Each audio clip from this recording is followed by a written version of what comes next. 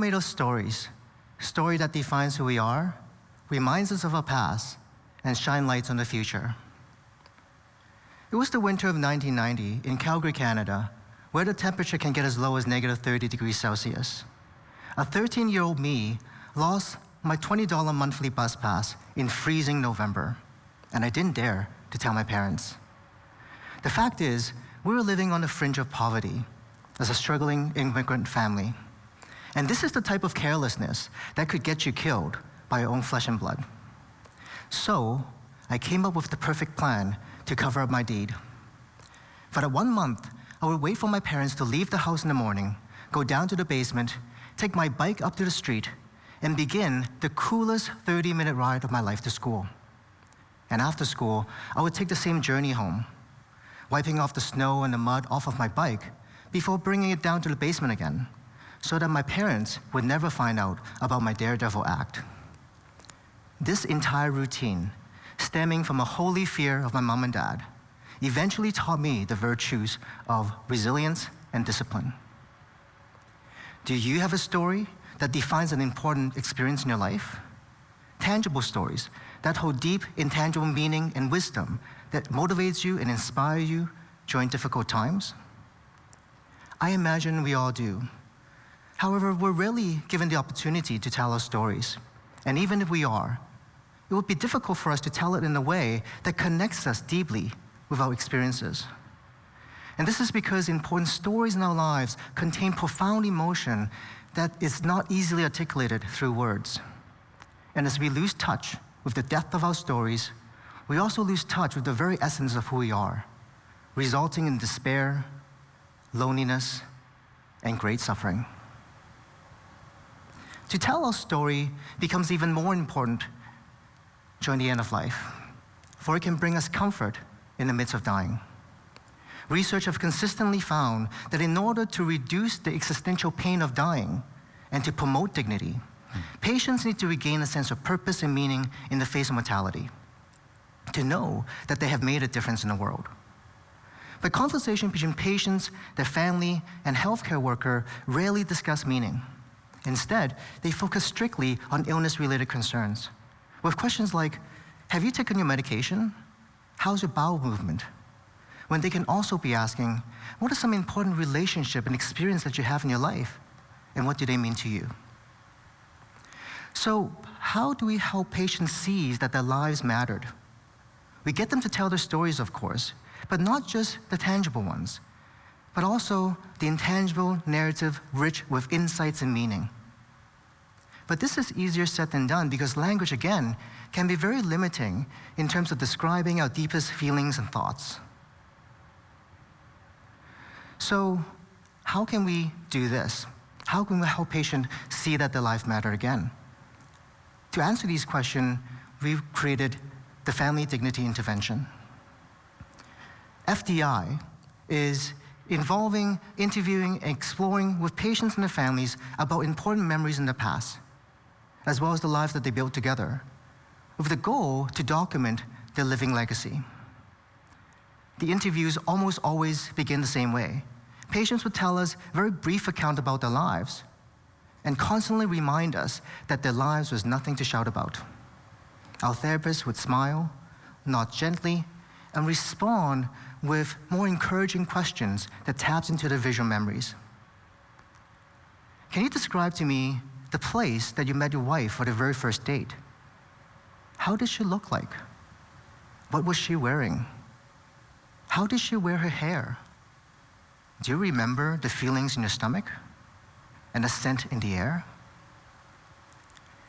And as patients begin to reflect deeply on these questions, as they begin to see and visualize their experiences, magic happens. As the image of the story comes alive in the mind, they were able to access the intangible part of their stories, the hope of a budding love, the joy of a promise forever, and the lessons of building a life together. They were able to transcend mere description and dive into renewed meaning and purpose. By retelling and reliving the story, they were able to rediscover how impactful their lives have been, how proud they are of their accomplishment, and how much love, admiration, and gratitude that they have for each other.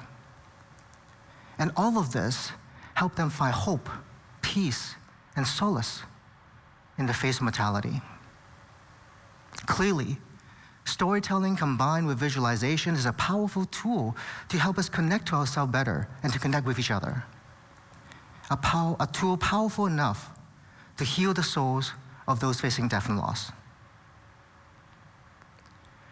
But what if visualization through storytelling can do more harm than good? Dying patients are not the only one affected by death. Their families and their caregiver are also greatly impacted by grief. And while making sense of the loss through retelling it is one of the most important means to support bereaved individuals, visualization in this context can be problematic. To illustrate this, I would like to invite all of you to close your eyes. Take a deep, slow breath, and imagine yourself being a doctor, rushing to a seriously ill patient. After being called by the attending nurse that the patient's condition has become critical. You dropped everything that you're doing. You rushed into the elevator and waited what seems like an entire lifetime. You finally arrived on the floor that the patient is staying. You ran into the room and see the patient being hooked up to all the machines that's keeping him alive. But at this very moment, the patient's heart has stopped beating. Instinctively, you put your hands together to perform CPR, hoping to revive him. But as precious time ticks away, you hear the heart monitoring machine give out a long, unrelenting beep. The patient's family are sobbing in despair around you, and you know that the patient cannot be saved. So you stop CPR, and while still panting from the effort, you have to prepare yourself to break the worst of news to inform the family that the loved one has just died. When you're ready, please open your eyes again. What you have just witnessed in your mind is a moment in life in a professional caregiver supporting a dying patient. Healthcare workers face death and loss on a day-to-day basis, and often in traumatic ways. So to ask them to visualize the death of the patient while retelling the stories of grief can bring more harm than good. So what can we do when we cannot ask individuals to visualize the story directly? How can we achieve the same impact of meaning-making through storytelling without visualization? The answers to these questions lies within the arts. The arts is a powerful medium that helps us make the intangible tangible. It helps us to connect, to interact, and to see our deepest emotion through symbolic, meaningful, and tactile ways. So in our quest to support healthcare workers to make sense of their grief and loss without re-traumatizing them through visualization, we created something called Mindful Compassion Art-Based Therapy. MCAT integrates the expressive power of art-based storytelling with the reflective power of mindfulness meditation to help healthcare workers create art that reflects the deepest emotion. And through articulating the art piece, they become much more verbal and able to tell their intangible stories for meaning-making and resilience building. I remember working with a physician in MCAT who was visibly uncomfortable during the first few weeks of the program. He always has his arms and his legs closed and his body turned away from the group as stories of grief are being shared by his colleagues. At one point, he was so distressed because of an emotionally charged sharing that he began flicking lint noisily off of his pants for almost 10 minutes. Now, if you're the therapist and you're working with this group of people, what would you do? Considering the disruption that he has brought to the group dynamic, you may want to invite him to leave. But in doing so, he may never come back and you'll lose him and he will never get the support that he needs to cope with his grief and loss. So right there and then, I made an executive decision. I allowed the group to continue. I provided more time for the physician to engage in self-reflection, art making, storytelling. And in week 4, when participants were asked to create an art piece that described a challenging experience that they had in supporting a dying patient, magic happened again right in front of my eyes. Our lint-flicking physician created this beautiful art piece of 2 hands holding on to each other. And he wrote that even while I want to hold on to the hands of the vulnerable, I too must recognize that I myself is a vulnerable being that needs love and support. We believe that this profound change in mindset and perspective is part of a collective healing process that happened within the group.